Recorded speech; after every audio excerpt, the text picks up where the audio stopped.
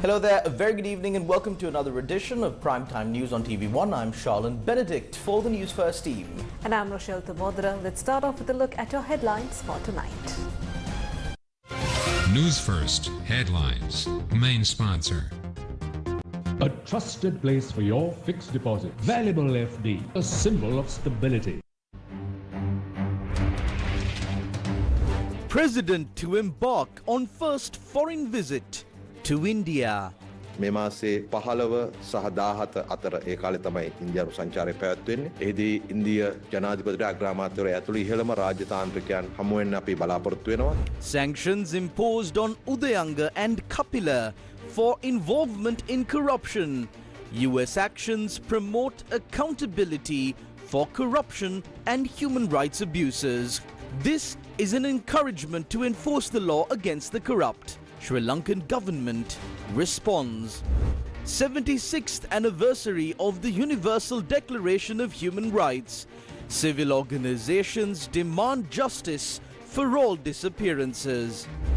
Former director of CCD, ASP Neville Silva, remanded. Extraordinary Gazette notification sets maximum price for imported and local rice. China hands over to the Sri Lankan Prime Minister fabrics for students' school uniforms for the next year. Newsfirst headlines. Main sponsor. A trusted place for your fixed deposit. Valuable FD, a symbol of stability. On to your top story for tonight, Cabinet spokesperson Minister Dr. Nalinda Jayatissa announced that President Andrew Kumar Dissanayake will undertake an official visit to India from the 15th to the 17th of December. He made this statement during a media briefing held at the Department of Government Information this morning. The President's visit to India is scheduled from the 15th to the 17th of this month. During the visit, the President is expected to meet the Indian Prime Minister and other high-ranking diplomats. The Foreign Minister and Deputy Minister of Finance will accompany the President. The Ministry of Foreign Affairs will release the detailed itinerary soon. We will share updates on the outcomes and decisions after the visit. Meanwhile, the Cabinet approved a proposal yesterday to acquire 22 diesel locomotives from India as part of a grant. The Minister of Transport, Highways, Ports and Civil Aviation presented a cabinet paper on the acquisition of 22 diesel locomotives provided as a grant by the Government of India to Sri Lanka Railways. The Government of India has agreed to provide 20 diesel locomotives along with 2 additional locomotives to be used for spare parts required for their maintenance. The Minister informed the Cabinet that the Sri Lanka Railways is equipped to maintain these locomotives with its employees capable of handling all the necessary operations. එම කාර්යය දුම්රිය දෙපාර්තමේන්තුවේ සේවක මණ්ඩලය ලවා ඉටු කරවා ගැනීමේ හැකියාව පවතී. The United States has imposed sanctions on 2 former Sri Lankan officials for their involvement in significant corruption. According to the US Department of State, the United States has taken these actions to promote accountability for perpetrators of corruption and human rights abuse around the world. The US Department of State has designated 14 individuals, including 2 Sri Lankans, as ineligible for entry into the United States due to significant corruption, alongside imposing restrictions on their immediate family members. These actions are in accordance with Section 7031C of the Annual Department of State Foreign Operations and Related Programs Appropriation Act. Former CEO of Sri Lankan Airlines Kapila Chandrasena has been designated for his involvement in significant corruption. According to the US Department of State, Chandrasena accepted a bribe while serving in his capacity as Sri Lankan Airlines CEO in exchange for ensuring Sri Lanka purchased Airbus aircrafts for over market value.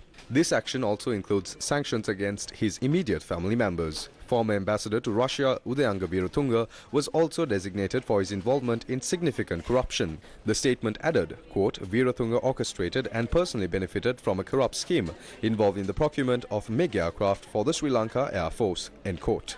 His immediate family members are similarly included in the designation. The Department of State is also further taking steps to impose visa restrictions on dozens of individuals pursuant to multiple policies under Section 212 A3C of Immigration and Nationality Act.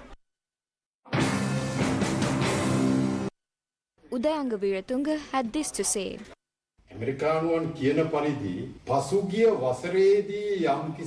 According to Americans, a ban should be imposed on those accused of wrongdoing in the past year.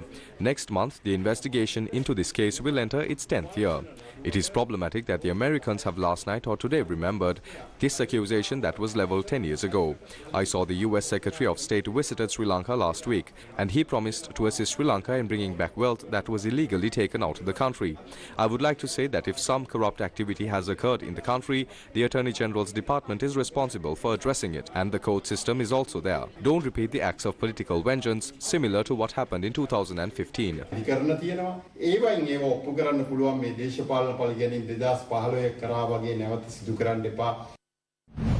Cabinet spokesperson Dr. Nalinda Jayatissa expressed his views on the sanctions imposed by the US government during the cabinet media briefing that took place today. We promise the general public that we will work to eliminate such corruption, and we are working towards this. Suspended and delayed investigations have begun once again. We will not be suppressed by the noise made by those involved in these cases when it comes to filing legal action against them. Namal Rajapaksa and his group can raise questions on what is happening following this decision.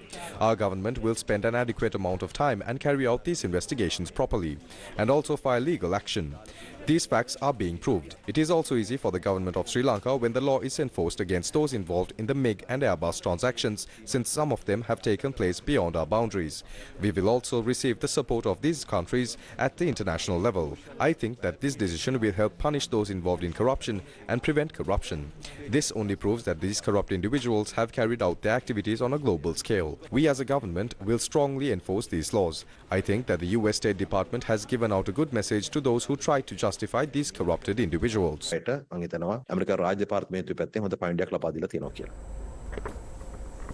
International Human Rights Day was celebrated in Colombo today.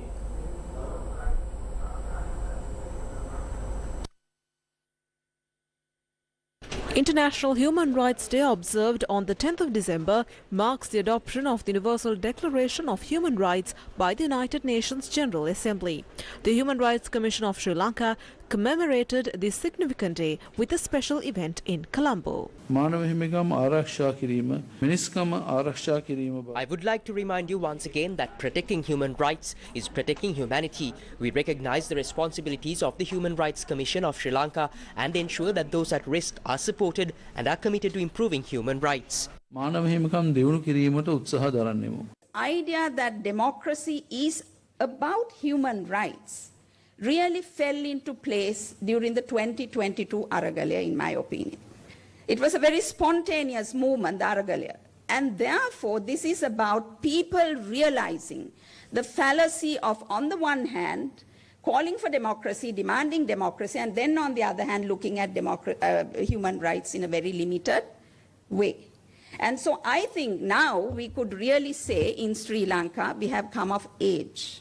Citizenry has come of age when it comes to democracy, because democracy is entirely about human rights. Limited government, checks and balances, separation of powers, protection of fundamental rights. This is eventually all about preserving the rights and liberties of the people.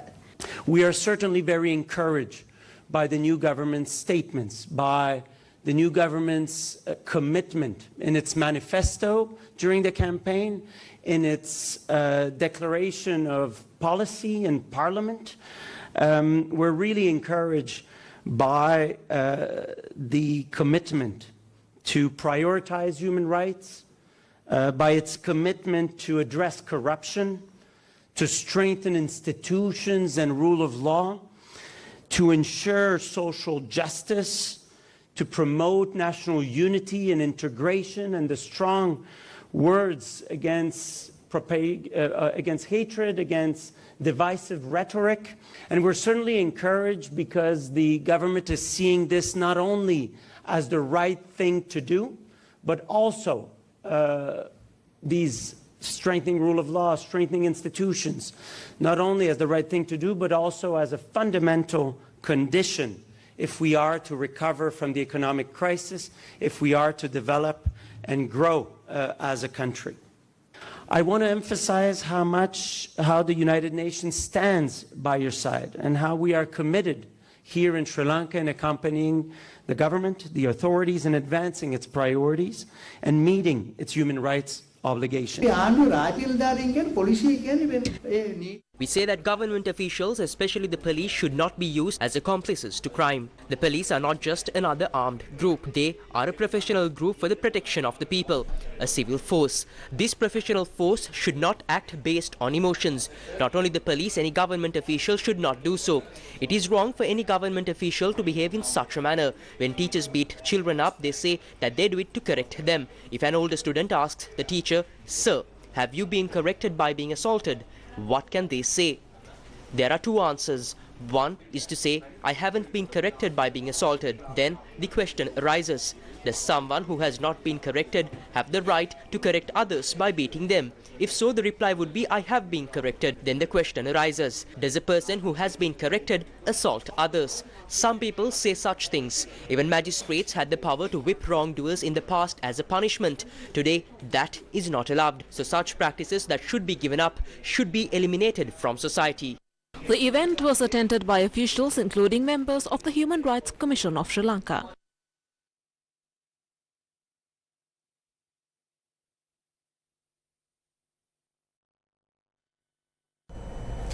The Capital Maharaja Group organised an event to commemorate the 76th anniversary of the Universal Declaration of Human Rights. The event took place at Stein Studios in Ratmalana today.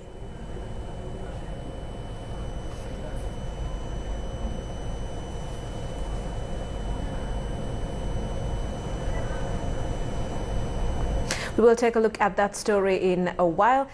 Moving on to more news, in this message to Human Rights Day, United Nations Secretary General stressed that human rights are under assault. On Human Rights Day, we face a harsh truth.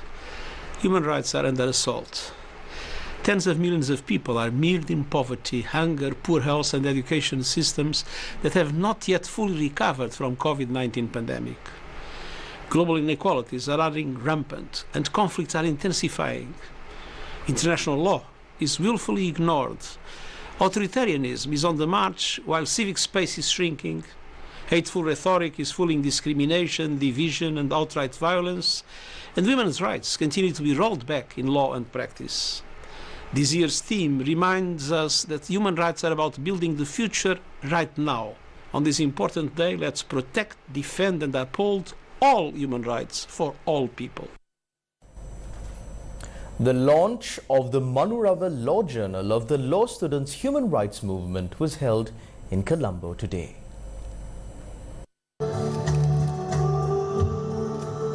The Manurava Law Journal of the Law Students' Human Rights Movement is aimed at being an esteemed publication with the scholarly contributions of top-tier individuals, including judges, attorneys at law, legal academics and law students.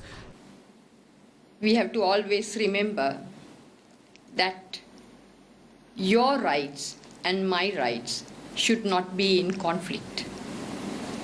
We must respect the rights of each other, and then only that all of us would be living in a beautiful country.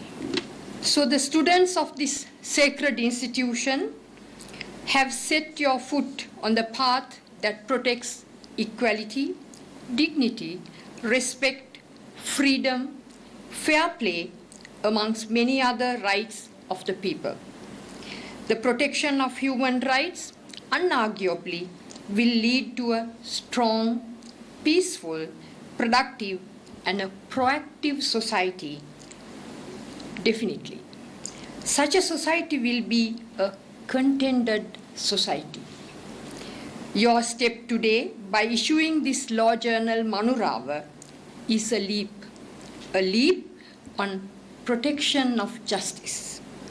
President's Counsel Jagat Vikramanayake expressed his views on the practical and theoretical aspects of the Online Safety Act. The Online Safety Act, undeniably a significant step toward regulating online behavior and ensuring a safer digital space. Thus, it could be considered as a significant milestone in Sri Lanka's legal evolution. The Online Safety Act also represents Sri Lanka's alignment with global trends. Countries such as the United Kingdom, Germany, and Australia have implemented similar laws to regulate online safety while maintaining the delicate balance between protecting public order and preserving fundamental rights. So at this crucial juncture, it is imperative to examine the potential impact of the prohibited statements outlined in the Online Safety Act on freedom of expression, a fundamental right enshrined in Article 14(1)(a) of the Constitution. In Sri Lanka, freedom of speech is not just a theoretical concept, but a practical necessity that enables people from different communities to coexist, understand each other's perspectives, and work toward common goals. However, you may understand that media organizations are particularly vulnerable under the Online Safety Act provisions. The 150th edition of the journal has been set to be launched as a unique publication dedicated to legal articles and research papers on various aspects of human rights and fundamental rights, featuring articles of academic and professional experts in this area of law in Sri Lanka, together with the best articles in Sinhala, Tamil and English by the students of Sri Lanka Law College, selected through a competition on legal article writing organised by the movement. The 150th edition of the journal has been arranged to be supplemented by a digest of key fundamental rights cases decided by the Supreme Court of Sri Lanka in the year 2023. A conference organised by the Frontline Socialist Party was held in Colombo today to mark Human Rights Day. The theme of the conference was Justice for All Disappearances. The event was attended by members of the People's Struggle Alliance along with the families of missing persons. Lalit Kumar Veeraj සහ Kugan Muruganandan December මාසේ 9 වෙනිදා motor bicycle එකකින් පිටත්. Lalit Kumar Veeraj and Kugan Muruganathan left on a motorcycle on the 9th of December, and since then they have not been seen again. However, Kugan's journey was driven by a quest for justice for many victims of similar injustices. Government representatives claim that Lalit and Kugan are still there. When produced before court and questioned, they clearly stated that it was then Secretary of the Ministry of Defence who issued the notice confirming that. However, Gotabaya Rajapaksa, who held the position of Defence Secretary and later became the President, refused to appear before court for a previous case, citing security concerns. There was no action taken against him, and he later became the President. Parents of the disappeared across the country are asking a single, heartbreaking question. What happened to our children? They demand for their right to know whether their children are alive or not. මරුණා කියලා දැනගන්න අයිතිය උන්නිල්ල. හැබැයි අදට ඒ අයිතිය දෙන්න මේ සමාජය අසමත් වෙලා තියෙනවා. When my child went missing, he was 24 years old. If someone told me a child was born in 1983, I would cherish that child deeply because it reminds me of my own. Yesterday was my son's birthday. I pray that no child ever faces such a fate again. If I could live to see justice for my child, I would dedicate myself to fighting for justice for other children too. I will take to the streets. I attend every gathering. I am a mother fighting for justice.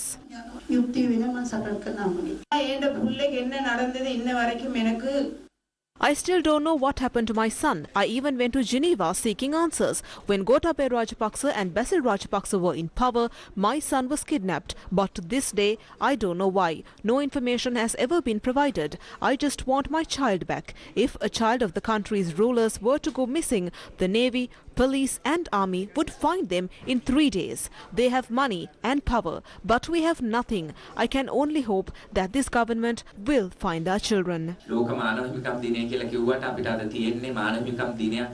Although today is called World Human Rights Day, we are not celebrating human rights. We are fighting to win them. On this stage, there are thousands and millions of people who have been wronged. There are many rights missing from Sri Lanka's laws. While other rights are written into the constitution, the right to life is not included. It is acknowledged. Furthermore, the International Convention for the Protection of All Persons from Enforced Disappearances recognizes the right to live without fear of disappearance. But in our law, it is not stated that forced disappearance is a crime against humanity. There are many gaps in the legal framework, including newly created repressive laws like like the Prevention of Terrorism Act, Online Safety Act and the International Covenant of Civil and Political Rights Act. These disappearances, political assassinations, arrests and the killing of those arrested are all part of the existing state system. We would like to state that although people who dream are subject to forced disappearances, we will not allow for their dreams to be lost.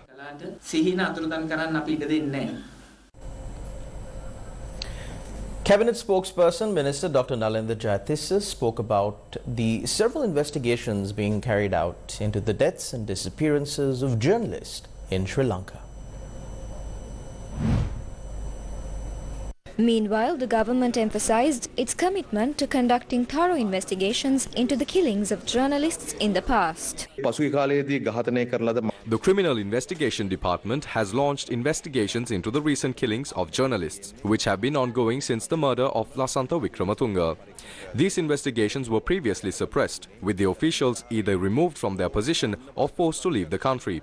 During recent inquiries, police and CID officials reported that some documents related to these cases had gone missing. However, the government has now restarted the process and is ensuring that investigations are carried out systematically. We can assure you that the authorities are committed to delivering justice for these murdered journalists, and we assure you that such attacks and harassment will not occur under this administration.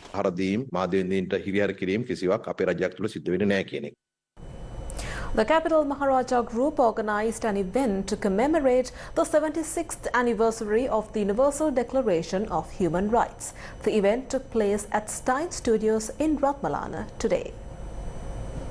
The event, organized in line with the 76th anniversary of the Universal Declaration of Human Rights, brought together a distinguished audience, including top government officials, diplomats, human rights advocates, legal luminaries, senior members of the corporate sector of Sri Lanka, and the senior management of the Capital Maharaja Group to celebrate progress made over the years and reaffirm the commitment to promoting and protecting fundamental human rights globally. Chairman of the Capital Maharaja Group, Sashi Raja Mahendran, spoke about the importance of the Universal Declaration of Human Rights. As we all know, the Universal Declaration of Human Rights has played an instrumental role over the decades in shaping public opinion and rebuilding universal value systems, serving as a unifying force for good. This marks the third consecutive year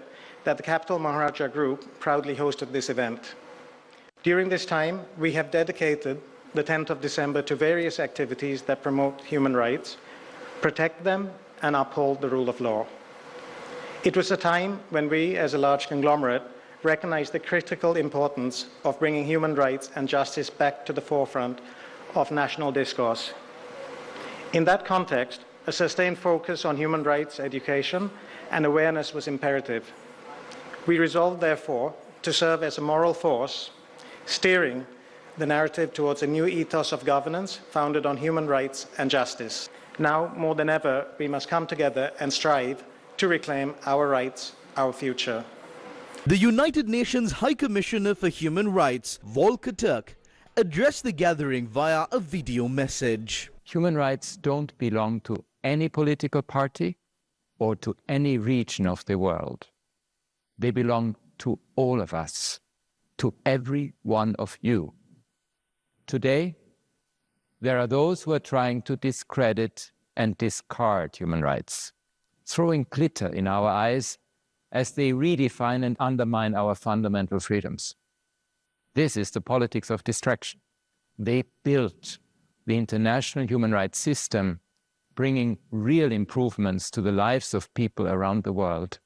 So I urge you to stay the course, mobilize, use your voices and votes, reach out and connect to build strong social movements that stand up for your rights and those of future generations. Group Director of the Capital Maharaja Group, Siobhan Daniel, spoke about the essence of human rights and CMG's unwavering dedication to standing for those in need. You know, the whole point of human rights and why it's so wonderful is because it's an opportunity to fight for each other. It's extremely rare in the animal kingdom, where the strong fight for the weak. But here, we've made a commitment to do exactly that. As the High Commissioner said,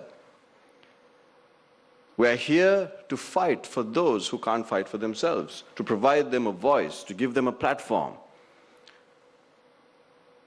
to ensure equality, to break glass ceilings, and to stand behind that commitment that those who can't stand up for themselves will be not alone, that we will be with them.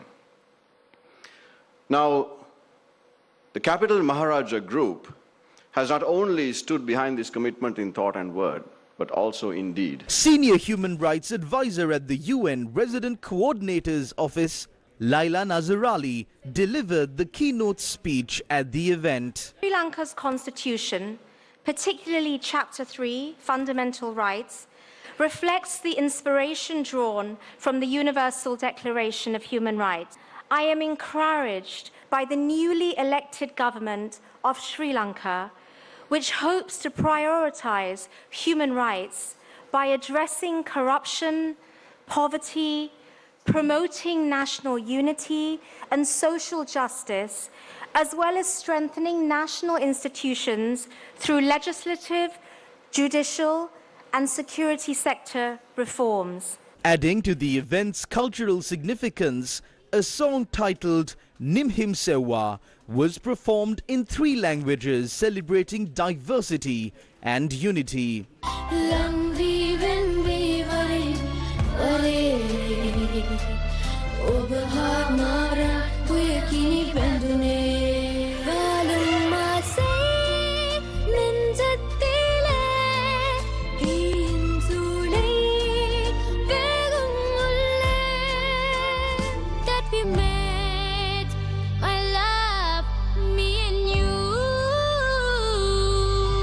Secretary General of the Asia Pacific Broadcasting Union, Ahmed Nadeem, also addressed the audience, emphasizing the role of media and communication in driving positive change.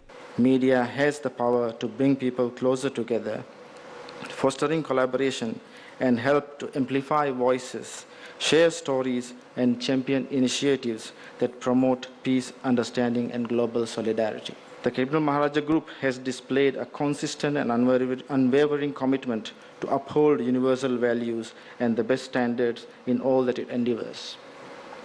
It is more strikingly manifest in this event today. It is the 3rd time since 2022 that the UN Human Rights Day is celebrated in Sri Lanka in demonstration of this unrelenting dedication. That, of course, is a great feat, unmatchable anywhere in this region, that in itself sets a new norm in the corporate world for others to follow. It inspires a call to action by all segments of society, government, media, academia, civil society, and businesses. One of the standout moments of the evening was the grand finale of the English medium inter-university debate on human rights, part of the series of debates organized by the Capital Maharaja Group in the lead-up to Human Rights Day. The debate was held between the University of Peradeniya and ANC Education. Concede to the fact that localized adaptation of human rights, as in our model, could lead to universal acceptance of human rights in the long run. Speaker, that question itself is fundamentally wrong, because human rights to be universally accepted has to be universal declaration of human rights and has to have aspects of universality. Suresh Srinivasan spoke about the significance of advancing human rights in today's world. The significance of advancing human rights cannot be overstated, especially in today's volatile world. Human rights are the bedrock of a just society and the guiding star towards a future where everyone's potential can be realized. At CMG, we remain fully focused and devoted to promoting human rights through education, awareness generation, and personal exemplification. Our efforts are geared towards ensuring that human rights are not just talked about, but actively protected and promoted within our spheres of influence. This year, we celebrate the 76th anniversary of the Declaration of Human Rights under the theme, Our rights, our future, right now.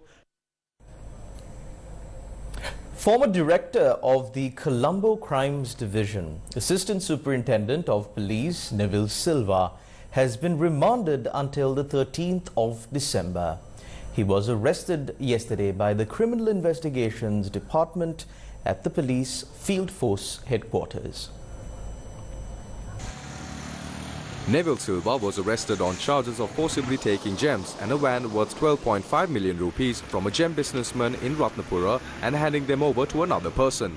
He was subsequently produced before the Ratnapura magistrate. The Criminal Investigation Department confirmed that a detailed statement was obtained from ASP Neville Silva from last night until this morning.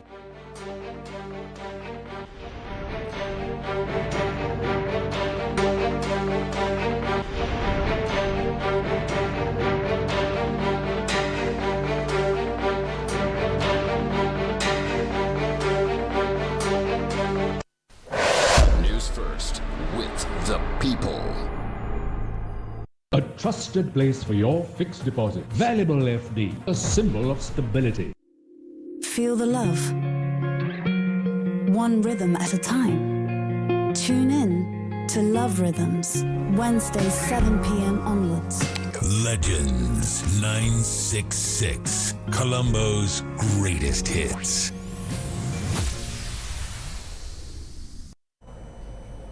Welcome back to the news. An extraordinary gazette notification have been issued to impose a price cap for both imported and local rice. These have been endorsed by the chairman of the Consumer Affairs Authority.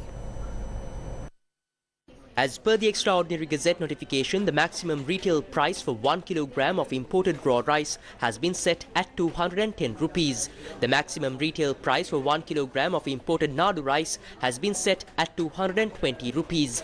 The maximum retail price of 1 kilogram of imported Samba is 230 rupees. According to the gazette notification, the maximum retail price order came into effect yesterday. Meanwhile, the government says that 5,200 metric tons of rice that have been ordered will be brought down to Sri Lanka in the next few days. This market is managed by keeping a certain stock of rice with the government in a manner that will not harm the local farmers. It usually takes a few days for rice to be imported. So we have asked the rice mill owners to release their stock in order to avoid the delay. This is a short-term problem that we had to face. To eliminate this shortage of rice in the market, we have provided a temporary solution for that. It is not the government's hope to continue these price control. දිගටම මේ ආකාරයට මේ මිල පාලන මිල හැටි පවත්වාගෙන යන නෙවෙයි රජය.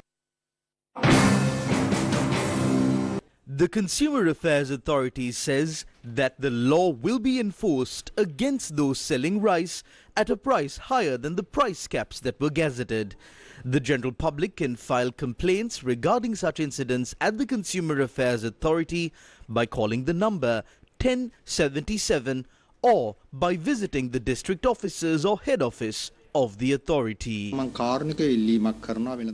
I am making a kind request to the business community, manufacturers, wholesalers and consumers to buy required amount of rice according to the price we have announced at this time.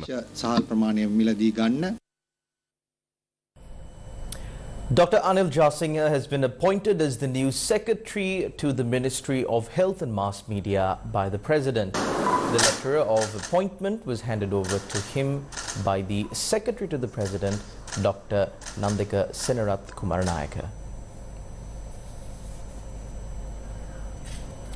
China today donated fabrics to be used for school uniforms in Sri Lanka for the year 2025. The donation of fabric to be used for school uniforms in Sri Lanka for the year 2025 from the People's Republic of China was made today at the International Container Terminal of Colombo Harbour.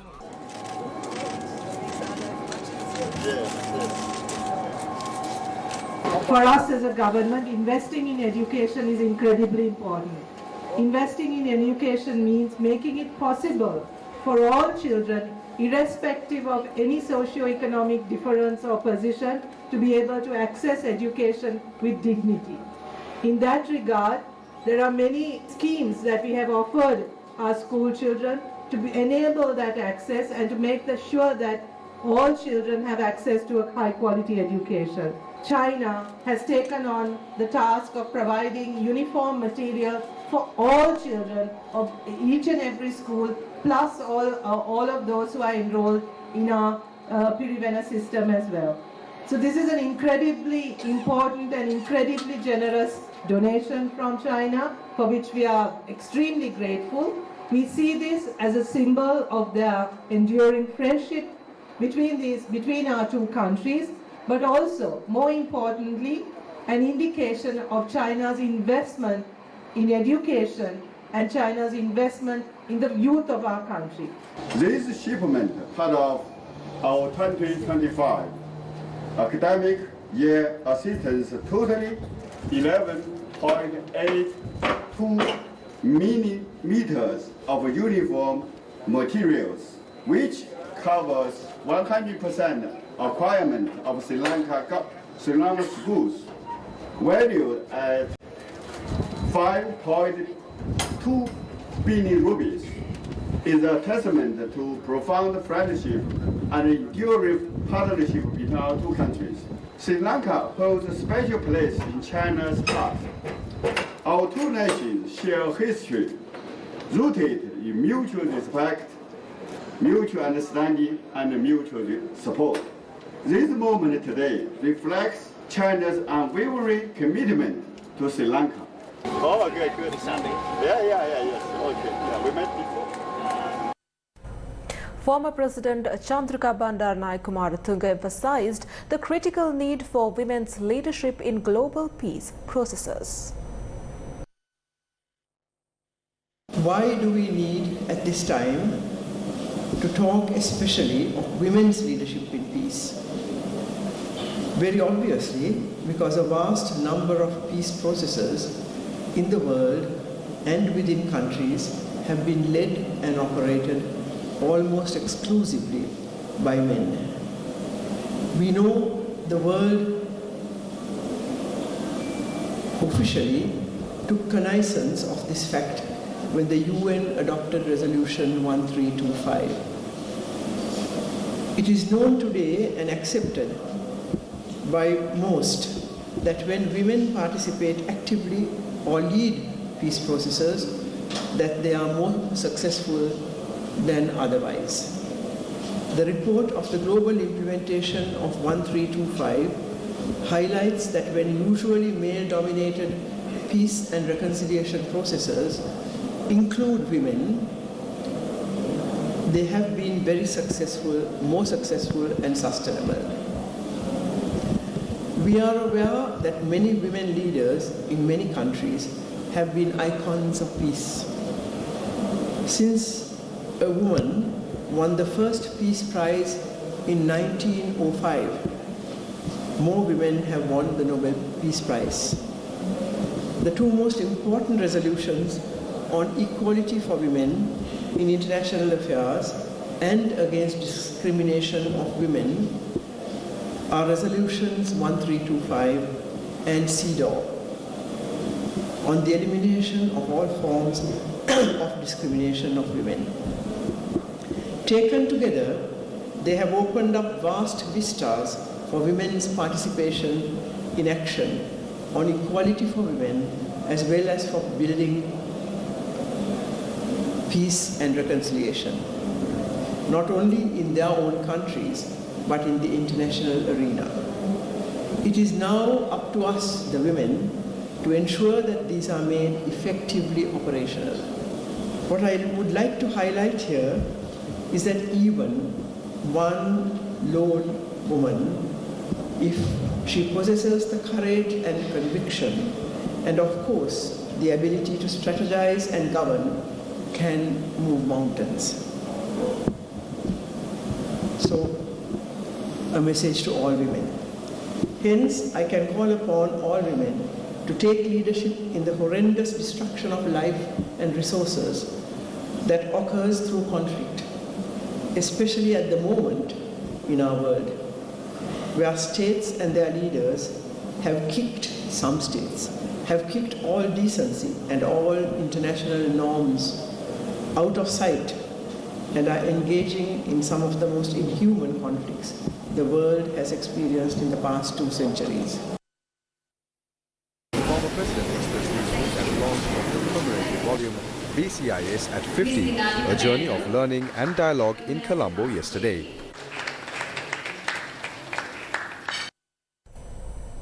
Yes FM, Sri Lanka's #1 hit music station, celebrated its 31st anniversary today.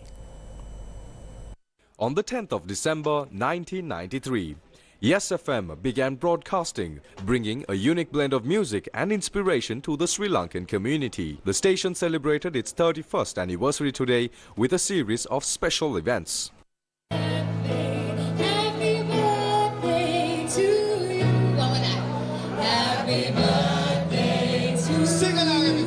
Over the years, the station has evolved into a community hub, a platform for social good, and a voice for Sri Lankan youth. Today, Yes FM is a multifaceted media platform, reaching listeners through terrestrial radio, online streaming, and social media.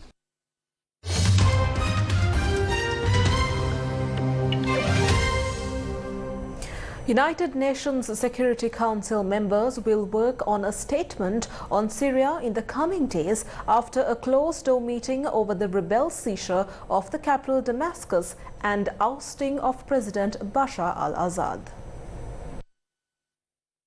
The Russian UN ambassador told foreign media after the 15-member body met, quote-unquote, the council was more or less united on the need to preserve the territorial integrity and unity of Syria, to ensure the protection of civilians, to ensure that humanitarian aid is coming to the needy population. Syria's UN ambassador told reporters outside the council that his mission and all Syrian embassies abroad had received instructions to continue doing their job and maintain the state institution during the transition period. According to reports, Russia has diplomatically shielded its ally Assad during the war, casting more than a dozen vetoes at the Security Council on many occasions backed by China. The 15-member council has met several times a month throughout the war on Syria's political and humanitarian situations and chemical weapons. South Korean authorities have continued to tighten restrictions in the wake of President Yoon Suk Yeol's failed attempt to impose martial law. Today, Cho Ji-ho, Commissioner General of the Korean National Police Agency, along with 2 other high-ranking police officials, were added to the list of officials banned from leaving the country. This move comes a day after President Yoon himself was subjected to a travel ban as the country grapples with the fallout of his controversial actions. Reports suggest that members of Yoon's political party are working on a resignation roadmap, which could see him stepping down as early as February or March, paving the way for new elections. Former Defense Minister Kim Yong-hyun was detained on Sunday and prosecutors filed a formal arrest warrant against him late Monday. The charges against Kim include engaging in critical duties during an insurrection and abuse of authority to obstruct the exercise of rights. The Seoul court is scheduled to hold a hearing later today to decide whether the arrest warrant will be granted, marking the first judicial review connected to the martial law crisis. Already restricted to South Korea are former Defense Minister Kim, former Interior Minister Yo In-hyung, General Park An-soo, who led the martial law operation, and Yo In-hyung, Head of Defense Counterintelligence. And that's a wrap of Primetime News on TV1 for tonight. Thank you for joining us. Good night.